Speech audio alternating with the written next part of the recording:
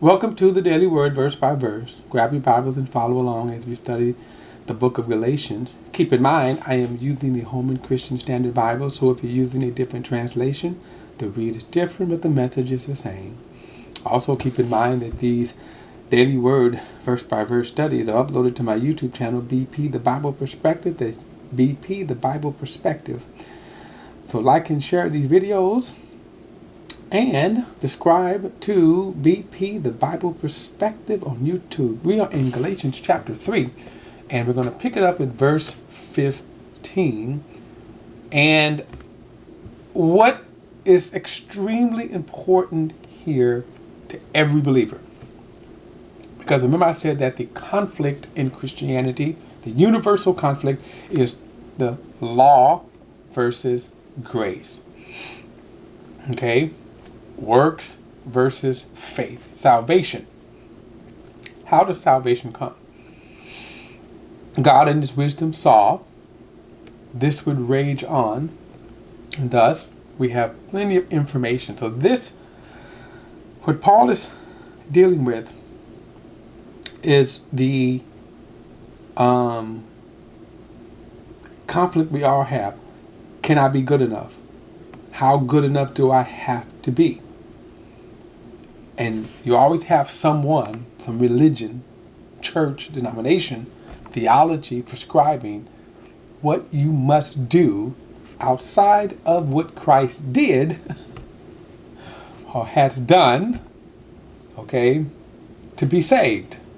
And that all springs back to the law. The law becomes the root, the foundation of all of these salvation by work theology. In other words, if you think I must do something outside of Christ dying on the cross, you fit in this category.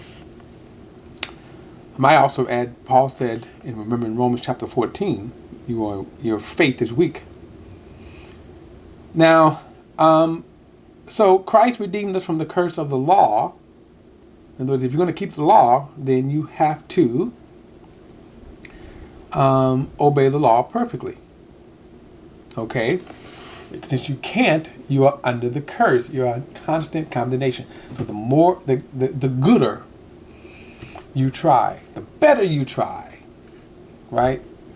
The more condemnation you're under. So verse 15 says, brother, I am using a human illustration. No one sets aside additions to even a human covenant that has been ratified. Now, the promise was spoken to Abraham and to his seed. It does not say, and to seeds, meaning plural, as though referring to many, but referring to one, and to your seed who is Christ. In other words, our salvation is based upon a promise, not law. Not through many leaders. Moses was only one leader. You could say the prophets, but one seed. Verse 17, and I say this, the law, which came 430 years later, does not revoke a covenant that was previously ratified by God and cancels the promise. It doesn't do that. For if the inheritance is of the law, it is no longer the promise, but God granted it to Abraham through promise. Now, brilliant here from the wisdom of God that what? If you are a Jewish person and you are sincere in your heart, this has to be a light bulb to you. It should be. Because Paul is stating, before Moses, now of course throughout Hebrew history, Abraham is the father of the nation. Abraham, Moses, two of the greatest figures in the Hebrew history, without a doubt, right? You cannot measure. In fact, Moses even said himself that God's going to raise up a prophet like me. However, Moses came 430 years after Abraham. So who was greater? Moses or Abraham, right? It's not so much of the contest that the scripture makes, but of course Abraham would be, because God made the promise to Abraham. But not only is this promise greater than Moses, because what? It is one made by a promise. It is one made by faith, not by law. And that's what Paul's point is. Moses was great and a foundational figure in the Hebrew scriptures because he gave the law. He brought Israel out of slavery, gave them the law. And in that context, he's great. But the promise was made to Abraham, not by law. God didn't ratify the covenant with Abraham. You can read about this ratifying of the covenant in the 15th chapter of Genesis. But he didn't ratify, he did not ratify the promise, okay?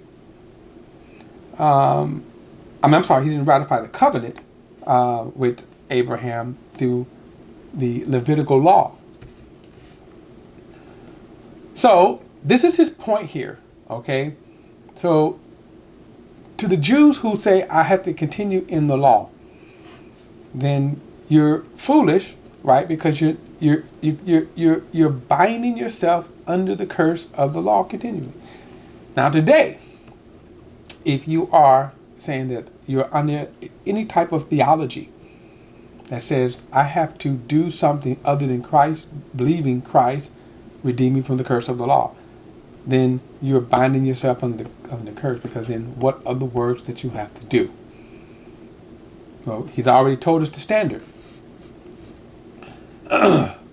So the law then doesn't cancel out the promise. And notice he says, God gave it through promise.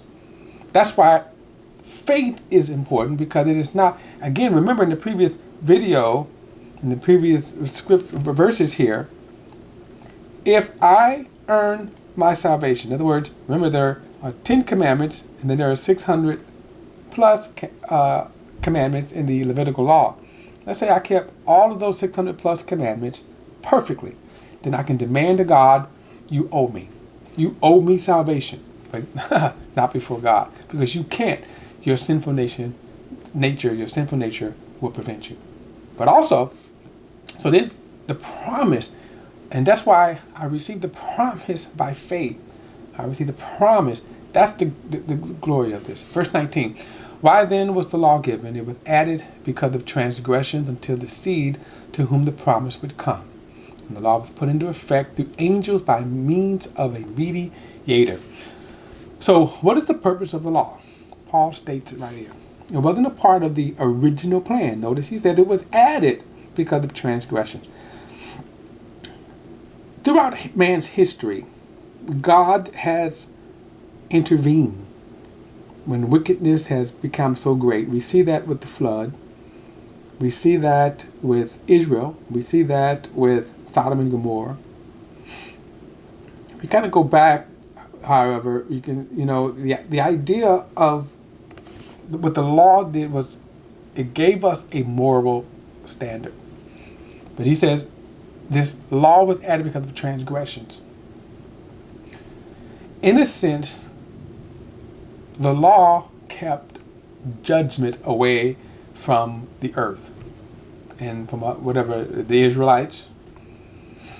But the point here is that the law wasn't a part of God's original plan of salvation. And that's what's important here. It was added. We know it was added 430 years after the promise given to Abraham. So the law was added because of transgression. Notice this words, until the seed whom the promise made would come. So the bigger question becomes, what happens after? See, what happens after the seed comes? Right? What happens after the seed comes? The law was put into effect through angels by a mediator. Now, I kind of go back. This term mediator means you got two parties. When God gave it to Abraham and made one promise to Abraham, okay? One promise. So the law was added because of transgressions. It was never a part of the original plan of God. It was never part of the original. The original plan of God was salvation through faith. And that should set you free. I'm going to pick it up in verse 20 in the next video. I will see you then.